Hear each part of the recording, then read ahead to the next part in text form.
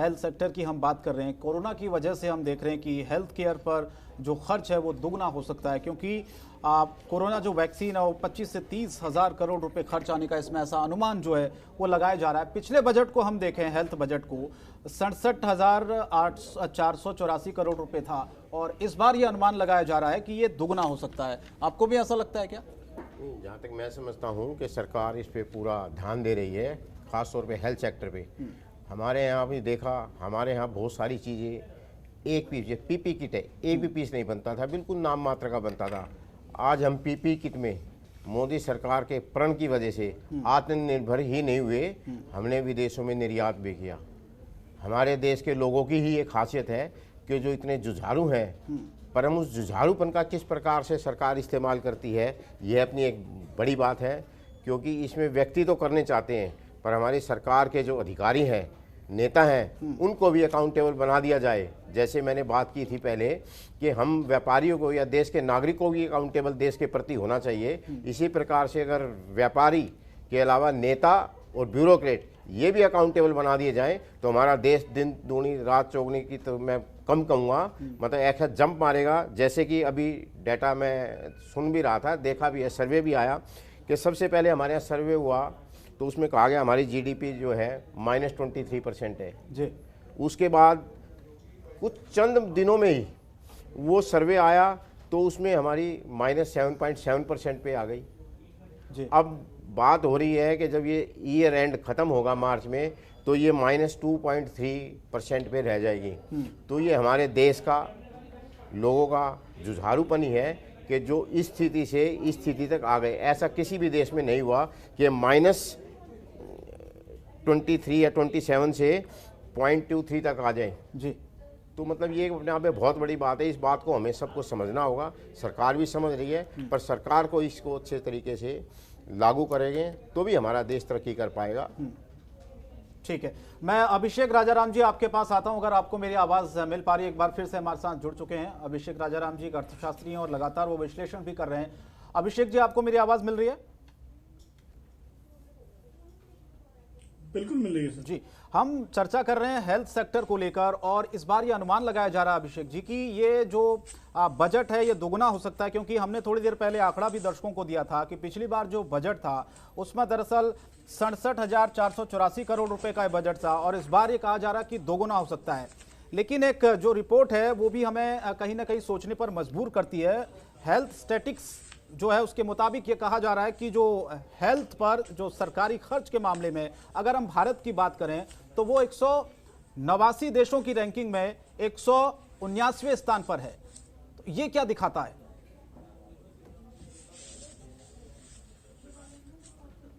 ये दिखाता है कि हम एक तो लास्ट में अपने हेल्थ पर खर्चा करते हैं।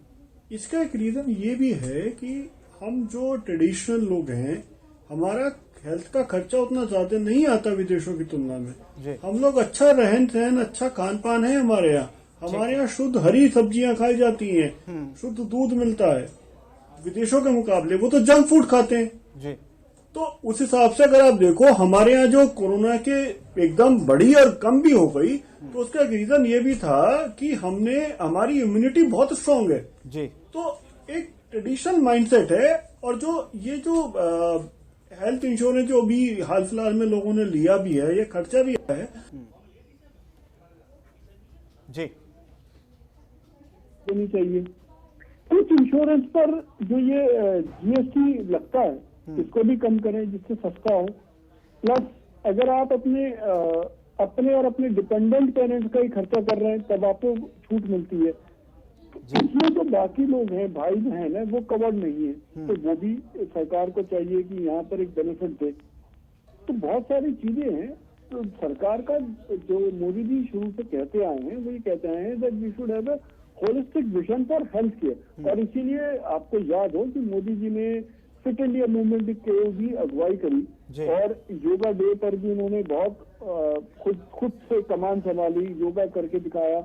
तो ये बहुत सारी चीजें हैं जहाँ लीडरशिप तो लीडिंग फ्रॉम द फ्रंट हो रहा है, लेकिन जो ग्राउंड पर काम हो रहा है वो कहीं ना कहीं मिसमैच चल रहा है।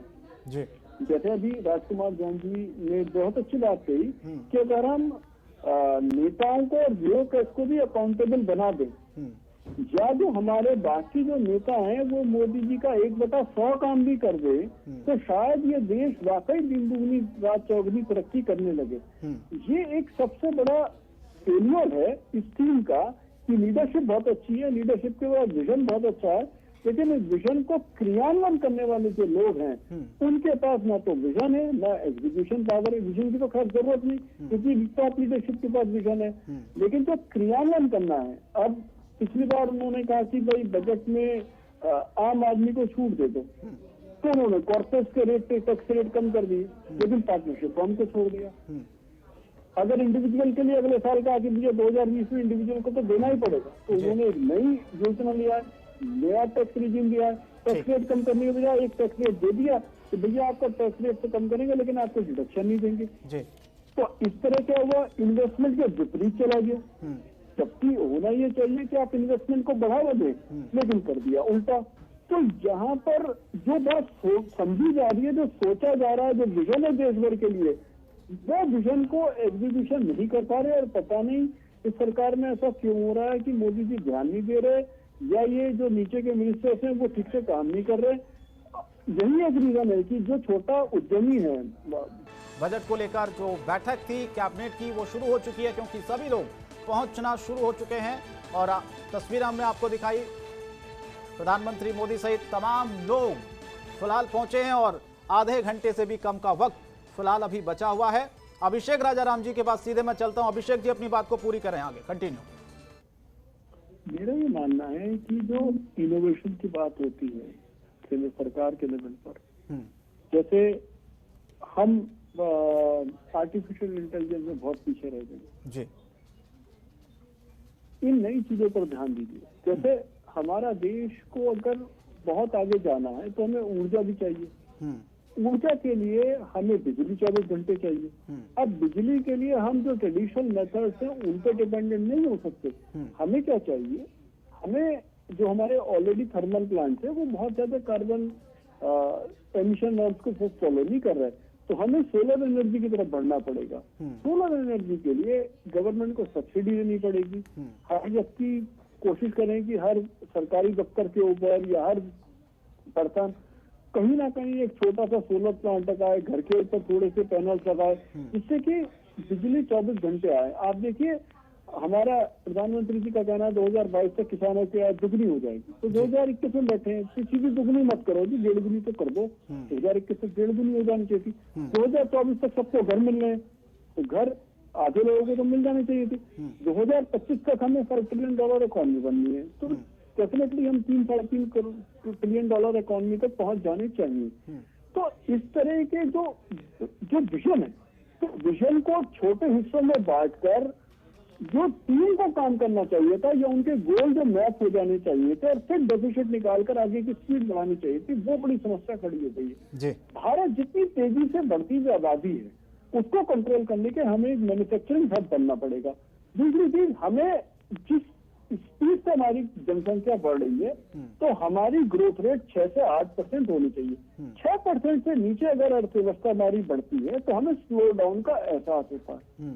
अब फिर समझिए 6% बढ़ रही है, फिर भी हमें क्या होता है, स्लो डाउन का एहसास होता है, क्योंकि जनसंख्या बहुत ज्यादा है। तो अगर हमारी अर्थव्यवस्था 1 या 2% से बढ़ेगी, तो फिर तो ऐसा लगेगा कि व्यापार हो ही नहीं रहा, अब पड़ा व्यापार, क्योंकि इन्फ्लेशन भी कहीं ना कहीं हमारे यहाँ बहुत ज्यादा है। और जो इस साल बजट घाटा था, जो 3.5% से ऊपर हो जाएगा, क्योंकि कोरोना की वजह से सरकार को खर्च करना पड़ गया और इनकम उनकी कम हुई है। डेफिनेटली जब स्लो डाउन होगा तो इनकम कम होगी और खर्चा भी ज्यादा आ गया। तो यहाँ पर सरकार के हाथ भी बहुत ज्यादा खुले हुए नहीं है, उनके हाथ भी बने हुए हैं। ये बात हमें समझ कर चलनी पड़ेगी। हम बजट में ये नहीं सोच सकते कि सरकार के पास जादू की छड़ी है, सब कुछ अच्छा कर देगी, नहीं। लेकिन अगर आप ये सोचे कि कोरोना वैक्सीन इनको सबको लगानी है और उसके लिए वो कोरोना सेस लगा दें या कोविड सेस लगा दें, वो भी गलत है। क्योंकि कहीं भी विश्व में और कभी भी हमने भी हिंदुस्तान में कभी भी किसी वैक्सीन के पैसे नहीं दिए।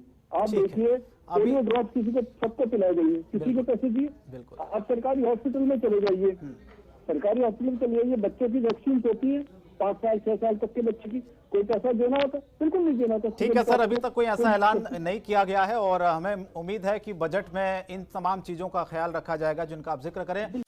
खबरों के निष्पक्ष विश्लेषण के लिए सब्सक्राइब करें Janatantra TV and press the bell icon. Never miss any update.